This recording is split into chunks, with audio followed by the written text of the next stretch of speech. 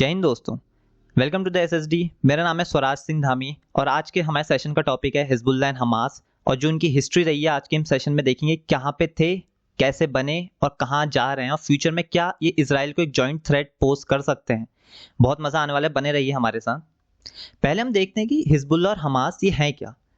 Basically दोनों एक militant groups हैं जिनका एक ही एम है कि इजराइल को ख़त्म करना कैसे भी, क्योंकि ये इजराइल जिस हिसाब से जब बना था ये उसके एकदम अपोजिंग एंड पे थे। ये नहीं चाहते कि इजराइल बने, बट बन गया और इजराइल आज के दिन एक पावरफुल देश है। तो उस हिसाब से ये इजराइल के काफ़ी अगेंस्ट में रहते हैं और उसके खिलाफ वॉरफेयर ये चलाते रहते हैं। बट दोनों ग्रुप्स एक नहीं है। आप बहुत बार लोग कंफ्यूज आते हैं, मेरे से पूछते हैं कि हमास और हिजबुल्लाह में क्या डिफरेंस है। एक ऑर्गेनाइजेशन सुन्नी ऑर्गेनाइजेशन है, एक शिया ऑर्गेनाइजेशन है, एक लेबनान पे बेस्ड है, गाजा स्ट्रिप से ऑपरेट करती है। हालांकि दोनों ईरान बैक्ड हैं।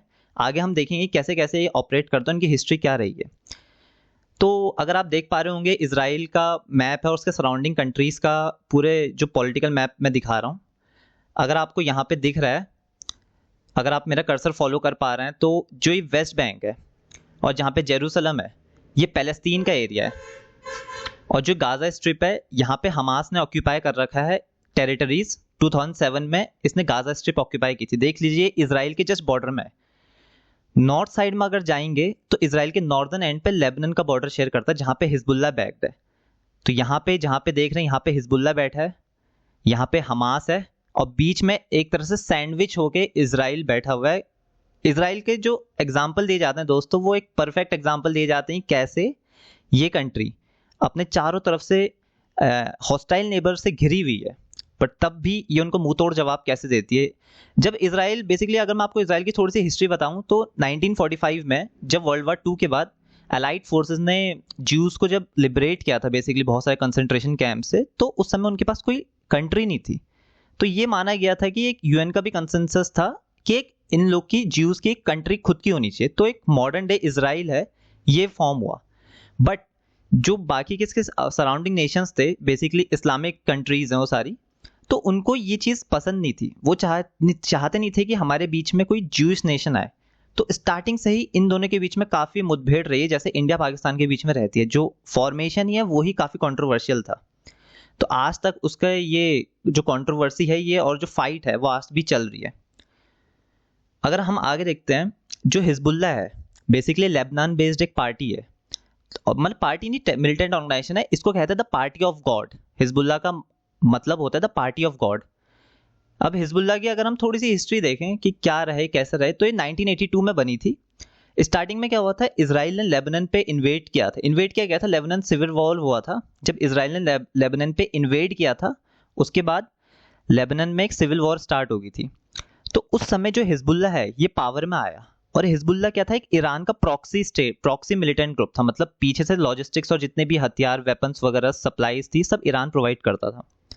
और बाद में इनका एक एम बन गया था कि हमें जितने भी वेस्टर्न पावर्स हैं उनको यहाँ से हटाना है। अब बहुत सारे लोग ये कहेंगे कि इजराइल तो कोई वेस्टर्न पावर है नहीं। हाँ है नहीं, बट इजराइल के पीछे हमेशा यूएस का सपोर्ट रहता था। तो ये लोग इजराइल से तब भी एक तरह से चिढ़ते थे। वो चाहते थे कि इजराइल का यहाँ पे इन्फ्लुएंस ना रहे और लेबनान छोड़ के जाए। और ये इजराइल के खिलाफ हमेशा गुरिल्ला वॉरफेयर यूज करते थे और इनको, ताकि इजराइल को मैक्सिमम डैमेज हो और इनकी जो लॉजिस्टिक कॉस्ट है वो बची हुई रहे। फिर धीरे धीरे करके इनने अपनी इन्फ्लुएंस वहाँ बढ़ाया और ये पॉलिटिकल पावर बन गए थे लेबनान में। और ये बहुत कुछ छोटी मोटी पावर नहीं। अगर आप देखेंगे इनको state with in a state भी कहते हैं, एक मिनी लेबनान भी कहा जाता है इनको। और कभी कभी तो ये कहा जाता है कि जो हमास और हिजबुल्लाह में हिजबुल्लाह बहुत पावरफुल है और इवन जो लेबनीज मिलिट्री है उससे भी ज़्यादा पावरफुल हिजबुल्लाह ग्रुप की जो मिलिट्री है वो ज़्यादा पावरफुल है। अब आगे अगर देखेंगे कि इनकी मिलिट्री पावर कितनी है तो एक आपको आइडिया लग जाएगा। ये देखें यहाँ पे, अगर आप मैं कर्सर फॉलो कर पा रहे हैं, तो जो इनके पास बहुत ही एडवांस्ड, जो कहते हैं state of the art precision rockets हैं, जो एकदम अपने टारगेट को पिन पॉइंट करते हुए, आपने देखा होगा इजराइल का आयरन डोम सिस्टम भी फेल हो गया था। इनने इतने सारे रॉकेट्स एक साथ मार दिए कि इजराइल का आयरन डोम सिस्टम एक साथ सबको बचा नहीं पाया अपनी जो लैंड मास है। बट इजराइल का उतना डैमेज हुआ नहीं, बट स्टिल एक थ्रेट है। और इनके पास एक ड्रोन्स के काफ़ी आर्सनल है। बहुत सारे आजकल ड्रोन अटैक्स चल रहे हैं। जो मिलिट्री एरिना में एक नए टाइप्स ऑफ अटैक्स आए हैं वो ड्रोन अटैक्स हैं। और सीरियन सिविल वॉर में भी इनका काफ़ी इन्वॉल्वमेंट रहा था। अपने बहुत सारे फाइटर्स को इन्हें असाड के सपोर्ट में डाल था, और वहाँ पे अभी सीरियन सिविल वॉर में हम ज़्यादा जाएंगे नहीं, किसी और सेशन में हम इसकी चर्चा करेंगे। और हाँ, अभी आपने देखा होगा इजराइल ने हसन नसरल्लाह को कैसे बम के जरिए उसको मारा, बट वो आपको पता है हसन नसरल्लाह ज़मीन से 60 फीट नीचे एक बंकर में छुपा हुआ था। तो हिजबुल्लाह के पास एक ऐसे पूरे बंकर्स की एक बहुत बड़ी नेटवर्क है जहाँ उनके मिलिटेंट्स जो ग्रुप के जो मेंबर्स हैं वो यहाँ पे छिपे रहते हैं और वहाँ से अपना बेस ऑफ ऑपरेशंस चालू कर रखते हैं। अब आगे आ जाते हैं, हम हमास के बारे में देखते हैं। हमास क्या था, ये भी इसकी भी कुछ हिस्ट्री लगभग लगभग सेम ही है, बट ये गाजा स्ट्रिप बेस्ड है। तो 1987 में ये जो था इसका स्टार्टिंग हुई थी हमास की, जो फॉर्म हुआ था उस टाइम पे। ये भी इसका भी सेम एम था कि इजराइल के खिलाफ रेजिस्टेंस किया। तो इजराइल का जो ऑफेंसिव भी क्या कहेंगे, इजराइल के खिलाफ एंटी था, तो ये उसके खिलाफ हमेशा कुछ ना कुछ गुरिल्ला वॉरफेयर टैक्टिक्स करते रहते थे। 2006 में इन्हें पैलेस्टीन इलेक्शंस में भी पार्ट लिया और जीते भी। और 2007 में रिसेंट एक डेवलपमेंट होती है कि ये गाजा स्ट्रिप को सीज कर लेते हैं। अब गाजा स्ट्रिप मैंने अगर आपको बैक जाऊं, मैंने गाजा स्ट्रिप आपको यहाँ पे दिखाई थी।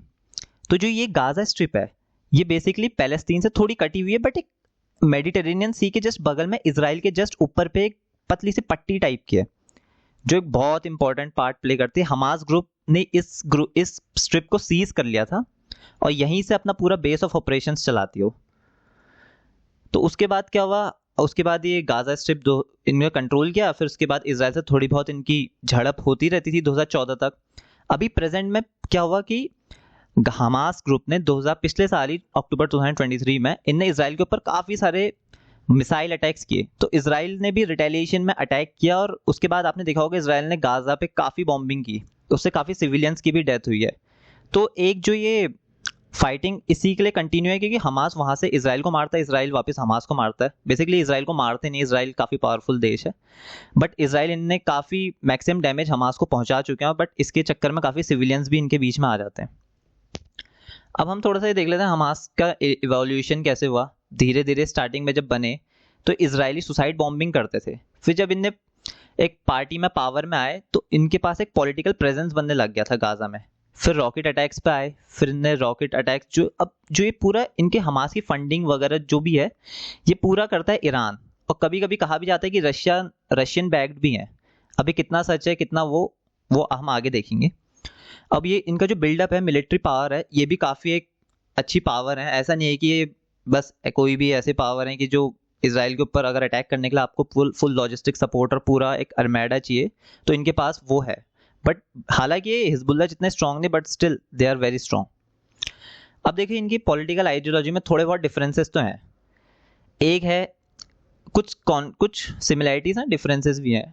एक है जो सुन्नी आइडियोलॉजी को फॉलो करता है, एक है शिया आइडियोलॉजी को फॉलो करता है। तो अब जैसे हमने देखा होगा कि दोनों ईरान पे बैक्ड हैं, 90% जो चीज़ें हैं वो ईरान ही प्रोवाइड करता है। ईरान पे भी यूएस के खुद सैंक्शंस लगे हुए हैं, तो पर ईरान इनको बैक कर रहा है ताकि इजराइल से लड़ते रहो और यूएस का एक तरह से इन्वॉल्वमेंट यहाँ होता रहे। मान के चलिए हम सीधा नहीं लड़ सकते तो हम प्रॉक्सी के थ्रू आपसे लड़ेंगे। और कुछ परसेंट आप देखेंगे कि टर्की और जो कतर है वो भी इनको सपोर्ट प्रोवाइड करते हैं आगे आगे। अब जो मेन बात जो हमारा आज का टॉपिक था, हमने तो हिजबुल्ला और हमास के बीच में देख लिया कि क्या डिफरेंसेस हैं, कॉमनैलिटीज हैं, बट फ्यूचर में एक पॉसिबिलिटी ये भी है दोस्तों कि ये दोनों ग्रुप मिलके इजराइल पे एक जॉइंट ऑफेंसिव अटैक लॉन्च करते हैं। हिजबुल्ला तो नॉर्थ से कर ही रहा है और जो हमास है वो साउथ से इजराइल पे ऑफेंसिव कर रहा है। अगर दोनों एक साथ मिलके नॉर्थ साउथ दोनों से ऑफेंसिव स्टार्ट करते हैं तो इजराइल काफ़ी दिक्कत में पड़ सकता है। अब आगे क्या होगा, क्या ये ऐसा पॉसिबल है, ये तो जियोपॉलिटिक्स ही हमें बताएगा और टाइम ही बताएगा, बिकॉज टाइम से पहले कोई ना जाता है ना कोई आता है। सो आज के लिए बस इतना ही। अगर आपको चैनल से कोई वैल्यू मिली हो तो प्लीज़ हमें लाइक कीजिए, इस वीडियो को हमें सब्सक्राइब दीजिए ताकि आने वाली अपडेट्स से आपको नोटिफिकेशंस मिलते रहें। एंड जय हिंद दोस्तों, बाय।